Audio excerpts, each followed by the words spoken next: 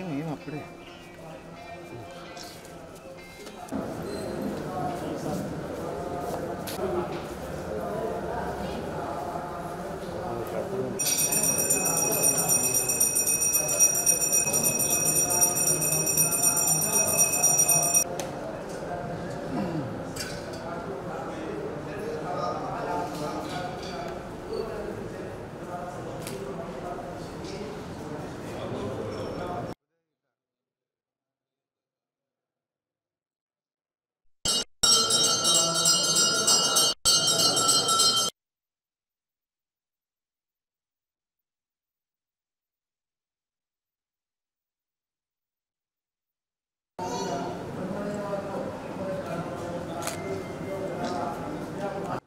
నాకు చేది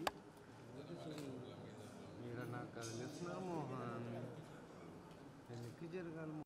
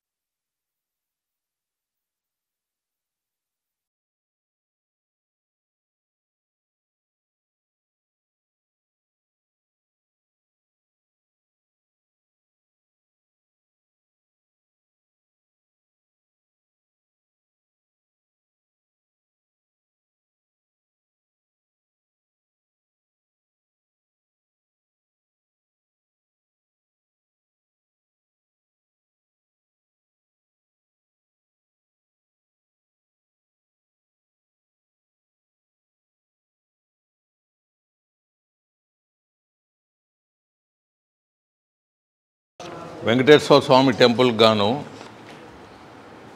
30 సంవత్సరాల క్రితం లక్ష్మీనారాయణ గారు అనే భూస్వామి వారికి ధన సాయం చేసి ఈ భూమిని టెంపుల్కి గాను ఇవ్వాలని ఈ భూమిని ఇప్పించడం జరిగింది.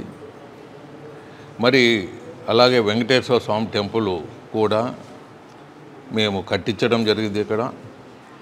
అలాగే స్వాములు వారి సహచరులు ఈశ్వర దేవాలయం పక్కన కట్టారు, పక్కనే ఇదే స్థలంలో కట్టారు.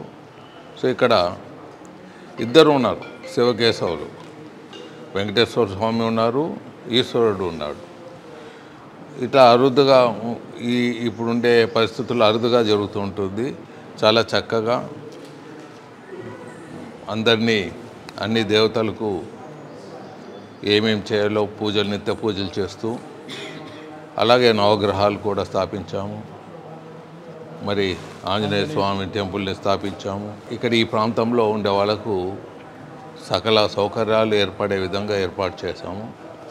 ఇందులో భాగంగా ప్రతి సంవత్సరం అంటే నా భూదానము నేను కట్టినప్పుడు వెంకటేశ్వర టెంపుల్ భాగ్యము నాకు పూర్వజన్మ సుకృతము ఇక్కడ బ్రాహ్మణులు బ్రహ్మోత్సవం చేసినప్పుడంతా ప్రతి సంవత్సరం గరుడ పక్షులు వచ్చి 2 చుట్టూ తిరిగిపోవటం ప్రతి సంవత్సరం ఆనవాయితీగా జరుగుతున్నది.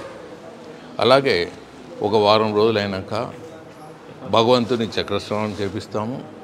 మళ్ళీ ఆ చక్రస్నానం అప్పుడు కూడా మరి గరుడ పక్షులు వచ్చి తిరగటం అది కూడా ఆనవాయితీగా జరుగుతున్నది.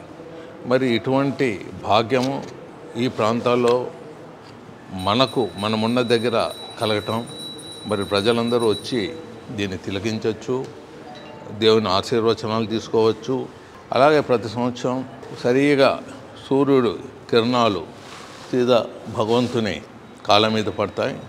అది కూడా మన అదృష్టంగా భావించాలి. బ్రాహ్మణులు నిష్ఠతో పూజా కార్యక్రమం చేస్తున్నారు. దీనికి మేము దాతలైన బ్రాహ్మణుల వెంకటేశ్వర స్వామి టెంపుల్గా ఇక్కడ ఏర్పాటు చేయటం జరిగింది. వాళ్ళకు కూడా ఒక సెక్యూర్డ్గా ఒక టెంపుల్, వాళ్ళు కూడా ప్రతినిధులు ఉండే విధంగా ఈ కార్యక్రమాన్ని ఏర్పాటు చేస్తున్నాం. దీన్ని సక్రమంగా నడుపుకోవాలని వారికి విన్నవిస్తున్నాను. ఇంకా ఇప్పుడు బాగా నడుపుతున్నారు, ఇంకా చక్కగా నడుపుతారని ఆశిస్తున్నాను.